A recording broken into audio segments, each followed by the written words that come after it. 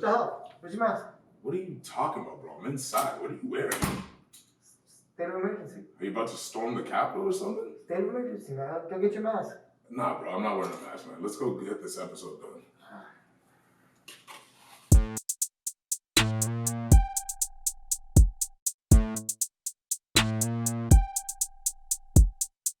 Welcome to Thicc Boy Fight Club, where we train hard and think easy. I'm your balking boy. I'm Andrew the Beast Tyson. Are you going to do the whole episode in the mask? Well, it's a state of emergency. I thought masks were mandatory. Okay, anyway, so we're sponsored to you today by Kangen Water, best water in the world. Alkaline, electrolyzed, ionized. Guys, if you're an athlete or just a regular person who want good water, you guys got to check out Kangen. Also, Major Pack, live from Kansas City. We major. Shout out to my guy, Macmo Green. All your, anything you need in terms of, what's the word I'm looking for? Cannabis. Yeah. Apparel, you need trays, all the goodies, tips, all the stuff you need. Haul those guys on their Instagram page as well. So we got a big fight week. Fight I've been looking forward to in MMA for a long time. McGregor versus Poirier. But first, we gotta thank the Thicc Boy meal. Oh, the Thicc Boy meal of the week. I gotta thank TC Tibetan Momos. That was delicious.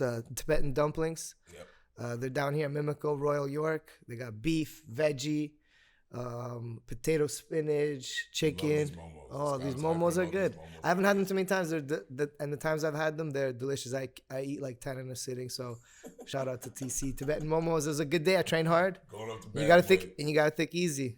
Shout out to Cal Gang. That was my Thicc Boy meal of the week. Every week, guys, we're gonna be shouting out whatever our favorite meal was. When we have guests, we're gonna let them give you the same vibe. Yeah, local restaurants. And these aren't restaurants necessarily that are doing stuff for us. Obviously, we have some deals with some, but overall, we are just trying to support good restaurants.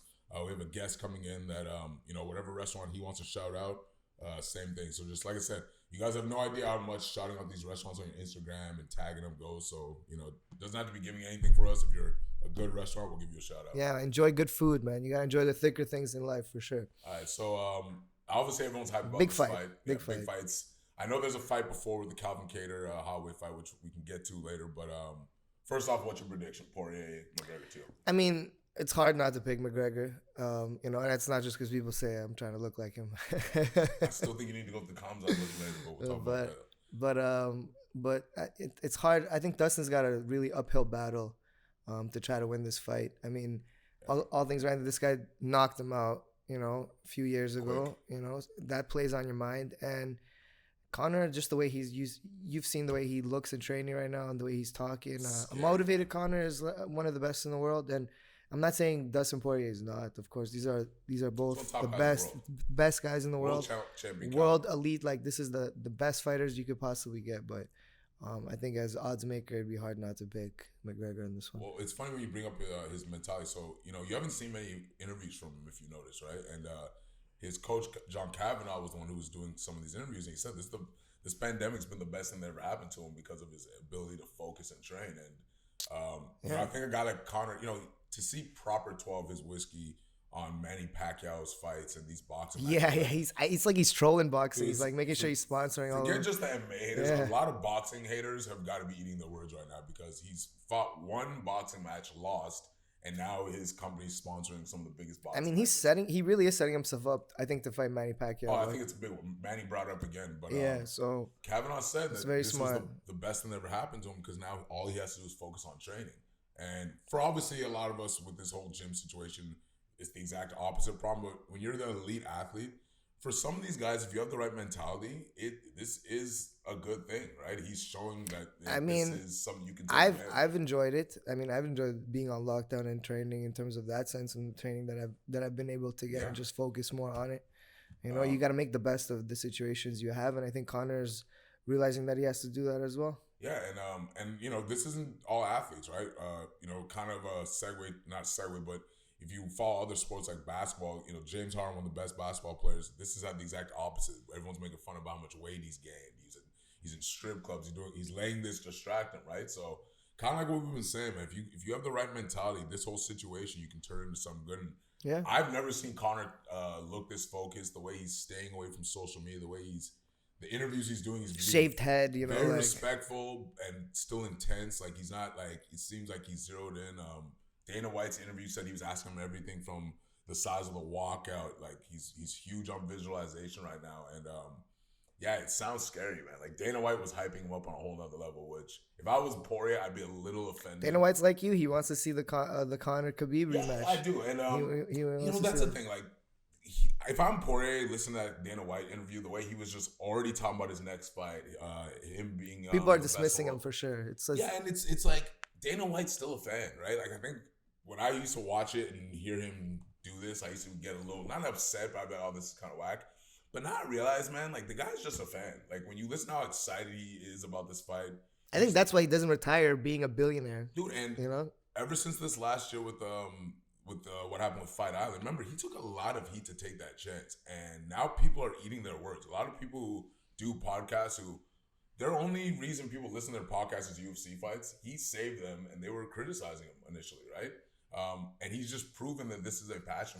Bellator hasn't even released their calendar, their schedule for their next fights. Yeah, man. And you think like PFL is not starting their season till like April. Yeah. One has been putting on fights, but I mean they put on 6 fights at a time. Like UFC still trying to get 12, 14 fight cards out there. Risk. If you, like that island, what he had to do to test all these fighters. So like I said, if I'm Dustin Poirier's team, I'm a little upset to hear the way he's talking. It's basically like, hey, this guy's just here to show off how good Conor is, and let's get this Khabib Conor thing going. Because would you be trying to fight to get Khabib and Poirier number 2? Like, probably not, right? So yeah, I think Conor picked. I mean, going for the Dustin rematch, I think he picked what he thinks is the easiest path to get back to it out of the top 5 guys. I mean, fighting a guy like Charles Oliveira or Justin Gaethje. And I think he matches up well with Justin Gaethje. I think he matches up well with any of these guys. I wouldn't even say it's the easiest because this is the guy who beat all of them. I think people forget, like, he loses to Conor. But he knows styles make fights, and I think he's confident based on the last experience they had. I think he wanted Gaethje. I think because Gaethje got the title shot, that's why. I think he knew his style versus Gaethje. But him beating Poirier, also it's like he beats the guy that beat Gaethje. You're skipping line. And he beat the guy who beat Gaethje too. Alvarez isn't there. Dos Anjos went up a weight class. Oliveira isn't a famous enough name. He's never fought for a title. He should be though. He really should be. I think he's probably just as deserving. You just don't give him that type of fight against Conor. He doesn't. Dustin Poirier knocked out Gaethje. Justin Poirier beat Alvarez. His only loss, tell me if I'm wrong, since McGregor, is his only other loss Khabib? I'd have to check. I mean, because I remember a lot of people were criticizing him after that McGregor fight, and because how long he'd been fighting, it looked like one of those fights like, oh, his chin's not there. he beat Max Holloway. I don't think people realized how good McGregor was at the time. So I remember watching the way Poirier's come back, like it made you realize, like, no, it wasn't a chin problem. It wasn't a. But you can see even how Dustin's talking. He's saying he knows his path to victory. He's saying is to drag this out into a war. He's like, I want it to be. He's not kind of. He's like, he's saying already, like, I want us both to be bloody. I want to like dig in past the first 2-3 rounds.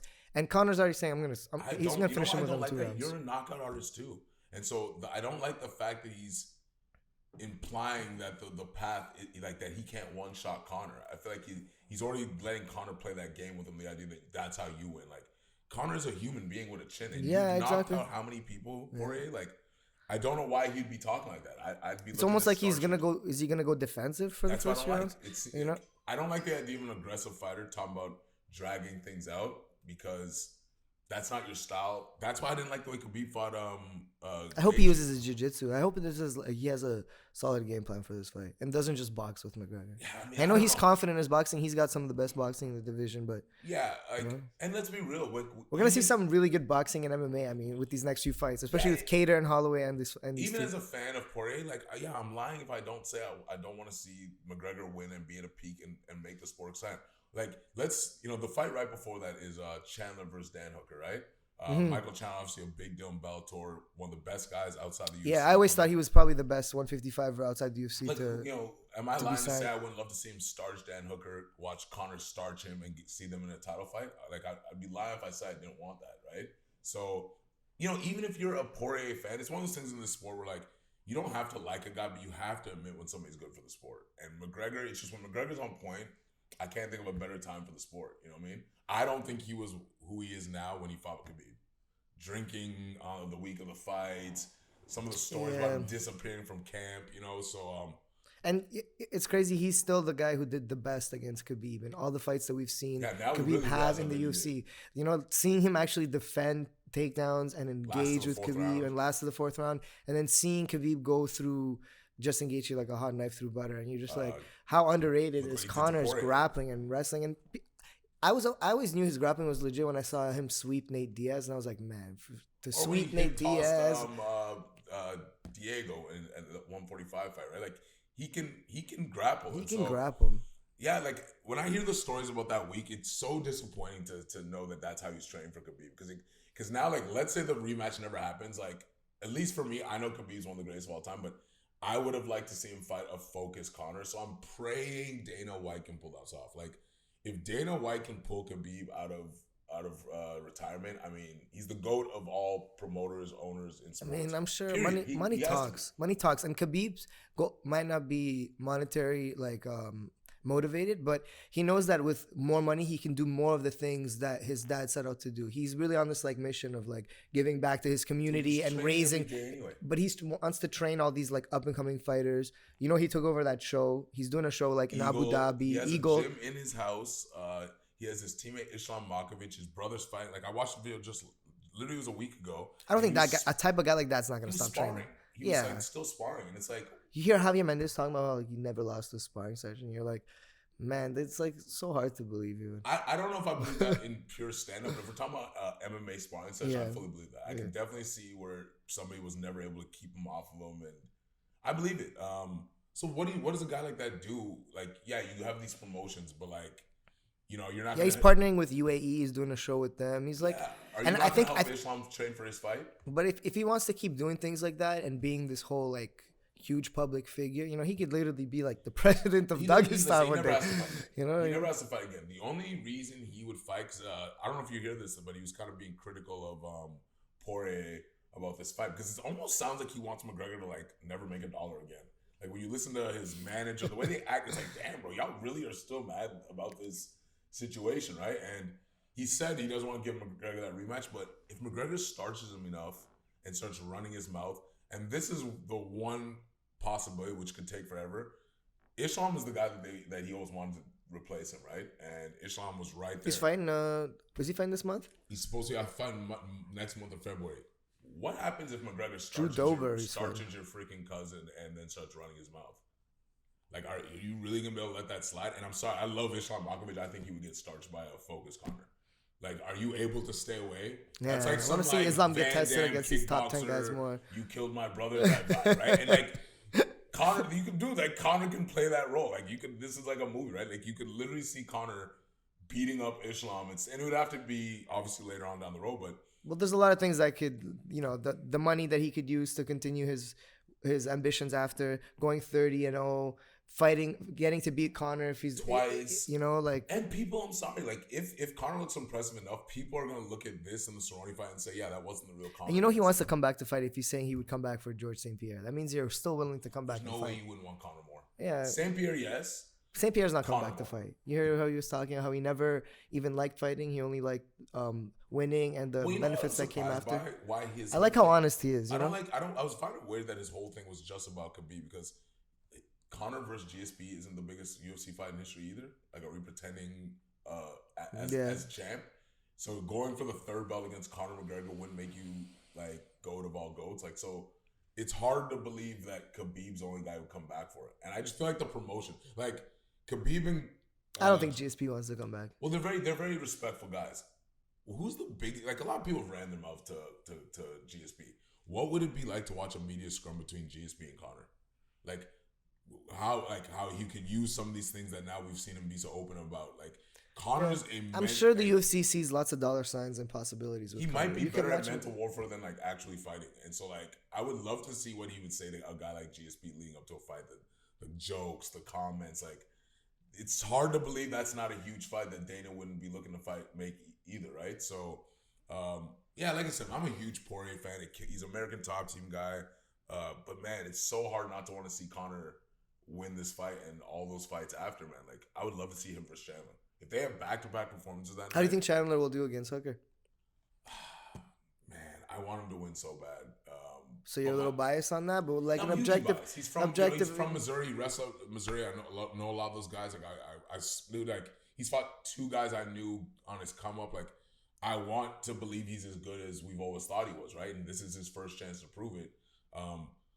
But you know, you could see it being one of those fights where he looks amazing in the first couple rounds, and then Hooker with that wear you down style. Yeah, and he's so much longer. And you talk about how much you hate fighting those long guys that can be hard to take down and like can keep it standing with the reach. So it could go both ways. It could be, you know, we could see Chandler go out there and just show that athleticism, show that power and starch him, or we could see a nice blitz at the beginning and then watch Hooker just take over. Yeah, pick him apart, right? And so it's probably good that it's only a 3-round fight. The best thing for the UFC is Chandler starches Hooker and McGregor starches. That's the best case scenario for the UFC. But I think they know even not to plan ahead. What it's fighting at the highest level. What happens if Hooker and Poirier wins? What does that do to the division? You make Poirier versus Oliveira, Poirier versus Hooker again, or against against Oliveira would make And whether people like it or not, Dana White's a promoter, but that's kind of the point. That's all right. That's what you know. What happens? That's when you move on to other divisions and you start promoting. You start promoting the more. That's how they operate. That's how they operate. These guys, but like that's how they operate. He is praying for a Chandler McGregor win on that night, and like and I think with Chandler thing, it's like you want to get a return on your investment because they paid him big money to switch over from Bellator to come over to the UFC. So yeah, man, and this is another thing. Like same way, there's that huge cloud that's I don't think it's ever left 145 because of Conor. When you beat the champ and you leave, and then that's one of the only guys that are top. Like obviously Volk's champ right now, but he's not one of these overwhelmingly amazing guys. 145 has never been the same because of that. Like after Aldo got starched by Conor and Conor left, the division always had a cloud because the champ was a guy who lost. That's the last thing you want for 155. And if Conor wins, he lost to Khabib, but you can always go on to that idea that he was drinking the week of the fight. He wasn't focused. If Dustin it's a storyline. Just like he beat Dustin Poirier and they're doing this rematch. If Dustin Poirier becomes the undisputed 155 champion, I'm sorry, that's like Khabib's not coming back for that. That's one of the worst things that could happen for the division. And I hate to say that, but the division becomes it's clouded by two guys. Like it'll never. I hope Dustin has a really good fight though. Regardless, I want him to have a good fight. I want him to make good money. I mean, he deserves it more than anything. But objectively, even saying I'm confident to say I think the division is done for. If Poirier and Hooker win, that division will never be the same. The numbers for the fights, it'll just never be the same. If one of them two become world champ, undisputed, the division will never be the same. Chandler is the one guy who also... I know, and even Charles Oliveira is a hard sell because he doesn't even speak English. Listen, as long fighter, as he's... Same thing. It'd be like a great fighter. Man, I think he could easily beat any of those guys. No, I know, and that's the point. He's the biggest submission threat. As a promoter, do you want that? Right? Like we can go. He'd be big in Brazil. We can go to this conversation. This Logan Paul Mayweather thing. How many we're talking about this like a heyday for boxing, and that's gonna outsell all these young undefeated killers. Like the guys who are like, we have a division full of guys at lightweight that are like the Marvin Haglers, like Sugar Ray. Like we have that right now with Gervonta Davis, all these guys. Yeah, and who's gonna sell more pay per view this year? It's gonna be a YouTube star versus Mayweather or Conor versus Pacquiao. That's the only other thing that could outsell. And that's at least a legitimate. It's yes and no, but at least it's two fighters. Logan Paul's a YouTube I think we're gonna see some crazy boxing fights. We could see Anderson Silva versus Roy Jones this year easily. Boxing is in his head. Yeah, Tyson could fight anybody, and we would watch it. He could literally fight anybody, and I think Pacquiao. But like Mayweather and Logan, if it's all said and done at 2021, I'm all for these spectacles. I'll be honest, it's a guilty pleasure. Of course, because I'm gonna be watching it. Man, I grew up watching Pride. Pride was like, you'd get like the highest level athleticism, and you'd get some freak show fights, and like you'd get all kinds of matchups. So it's bro. And so I'm here for it. So Dana White, because that Logan Paul's brother Jake Paul has been on McGregor's head, talking about his wife, calling her a whore. He unfollowed everybody on his Instagram except for Conor McGregor's wife. Okay? Offered him a $50 million check. Like, it's getting to the point where that's pressure on Dana White and them. Because with this Mayweather and Logan Paul thing happening, when it does its numbers, if you have the little brother who from what most people They're can gonna tell, try to ignore that. I'll be honest. I think so. how I do you think ignore so. that? I think so. I think if anything, they'll get involved in promoting the Did you know Pacquiao for a fight. week straight when you And that's the thing with Conor. Win or lose, whatever he decides, he can still go do that. But like a week straight, it was like 2 weeks ago. If you type Conor McGregor's name in Google, Jake Paul calling him out was the first thing that came up. Let that sink in. That's how big these two guys are. Like I've known about them. Yeah, but I'm not. I don't follow that stuff. But bro, like Shinobi was saying, his kids watch this stuff, and they're like, that's they're what like, I was just about to say. Like this is where I had to go back and be like, we want to do this podcast. We better start waking up to realize how popular these two guys are, because when you look at the number of their followers, the fact when Mayweather, it's like I don't want to follow. You almost have to, because I don't want to. I'm sorry. The biggest fight this year is gonna be his brother, dude. Him versus McGregor will be the second. Would be. I'll watch the fights. That's huge. for sure. And so, $50 million.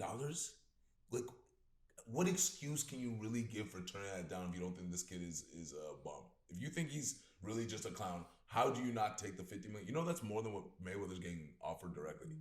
Mayweather's getting, I believe it's $10 million and then 50% of pay-per-view, which is gonna be ridiculous. Yeah. I'm sure he'll make $60 million up front. Yeah. How do you turn that down? It's hard. That's a yeah. You're fighting killers right now. Like, remember how he lost to Mayweather? He was standing on his feet. The ref stopped him. It was almost like he was confused. Like, oh, he's not supposed to drop me, get on top of me, and like help me a few times. Like he made more money than ever, and he wasn't even on his back when the fight finished. When you get that type of check and you were conscious the entire time, on your feet, and the ref saved you, it's hard not want to go back to that life. So like. I don't know, $50 million. It's just very hard to believe that he can keep ignoring this kid and the trolling. I've been following him now because he's hilarious, Jake Paul. The trolling he's doing, it's getting personal, bro. Like at some point, you just gonna want to fight him anyway. Let's see. I'm pretty sure Conor's very focused on Dustin Poirier. I can't wait for. Can't wait for the fights. I think it's gonna start some. I think the only way he can get around it is the Pacquiao thing. Pacquiao brought his name back up again. No, I think he's focused on this right now, and. But I'm hyped for fights. What's next, right? Does he? Dude, like I said, man. Like, listen, I know he loves UFC. He's a purist, but man, $50 million, bro, to do something you still love to do. You love to box, and he's an entertainer. And I'm sorry, there's not a UFC fight he can make that's bigger than him versus Jake Paul. I can't believe I said that out loud, but it's 2021, so like nothing surprised me. But that would be the biggest fight Conor McGregor can make right now. Yeah. Let that sink in. So so with that said, that's we're excited for the fights on Saturday. So what's your opinion on so we can kind of keep talking about this whole Logan Paul boxing thing. What is your own opinion about why Mayweather decided to take this chance? The kid's 200 pounds. All the things that you said. That why Conor should take it. Like why wouldn't you take a payday like that? Yeah, my big thing was surprised was the difference in size, right? So this kid's like 200 pounds. A lot of people don't know he was like a state champion wrestler in Ohio. He was recruited by like a bunch of Division I programs. Yeah, like what if you think Mayweather doesn't have the power to stop him though? Yeah, of course he does. Of but course he does. I think there's a difference between a boxing match and a fight, right? Like I think this could be more of a fight than a boxing match. I think he'll have to weather the athleticism in the beginning, but I think Floyd will play a similar game plan he did with Conor. Definitely he'll actually carry him and probably make Logan look a lot better. He'll probably definitely better. But they said McGregor went into the fight that night weighing like 168. This kid walked around at 200 pounds, like in shape. Like there's a different, and he can wrestle. Like there's a different way of. We'll see. When's that fight scheduled? So it's February 20th, I believe it is. So it's basically a month after the McGregor fight. So yeah, man, it's just like it's interesting to see him take this type of risk because, like, I don't know why, man. It's 2020. I could see something weird happening to him and him getting like dropped or something off of some lucky bullshit punch that. Nah. Right? It sounds crazy, right? But like, nah. Dude, that's a big weight difference, man. Nah. Nah, I don't see it. I can't see it. All the madness, so all the things you've seen in the last year and a half. I don't know, and that's the thing where you'll be like, all right, we're in a simulation. I can't. This is too much. So no, I can't. You can't see it. I can't see it. This is one of my like number one conspiracy theorist friends, and this is where he draws the line. No, I can't see Mayweather getting dropped by Logan Paul. So what would your reaction be? Like, would that be it for you? Like, oh my god. That would be well, fuck. So everything else going on in the world, you're like, oh. It's listen, anything's possible, but I mean, if you want to take a bet on it, we can bet on it. No, I'm obviously taking Mayweather in the fight, but I'm willing to bet if it's a decision or a stoppage, or that's where I'm actually gonna look at the bets. The Yeah, odds. you know. Those are the odds I'm looking at. Is I think he can stop him in the later rounds. I think you still have to deal with the bigger guy. You've sparred with bigger guys like that. Like you're more skillful then, but they're bigger, more athletic. It's hard to stop him though. It's hard to stop him, but like you could later in the rounds if you get them tired enough. It's like a standing TKO. So it's different when you box or spar a guy who's like bigger than you. He's just a boxer, and then doing it with an MMA guy. And you know what I mean? And there's this inability to get away from their clinch, this ability to wear you down, and that's.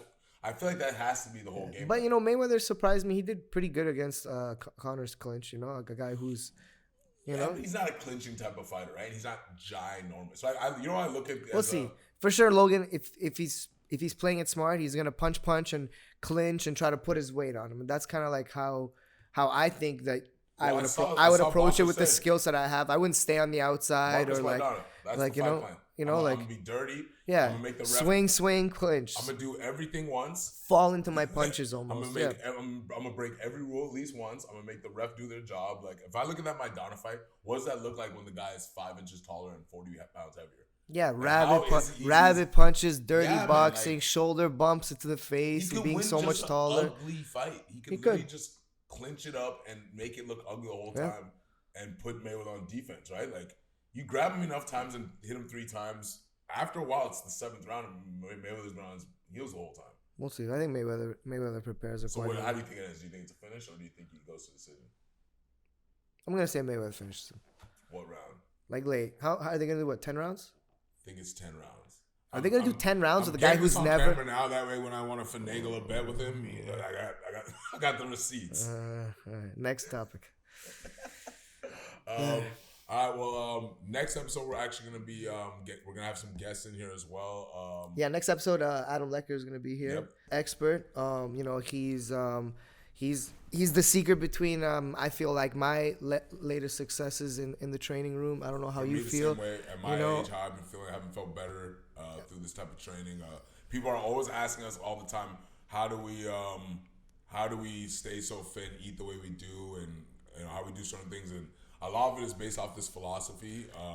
It's fascial training system at Anatomy Lab 6 through Adam Lecker, and he'll break down all the science. Right, we can speak all we want about the results, but he's the one who can kind of break down. Yeah, we look forward to having him on the show, and tune in next time. This is Thicc Boy Fight Club.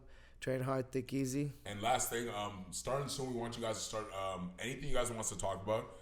Just start making videos of it. DM it to the Thicc Boy Fight Club page. And we're going to start asking people's questions. If you do a video, we'll post the video and then answer it for you. We want to be as interactive as possible. So, moving forward, guys. 15 seconds, though.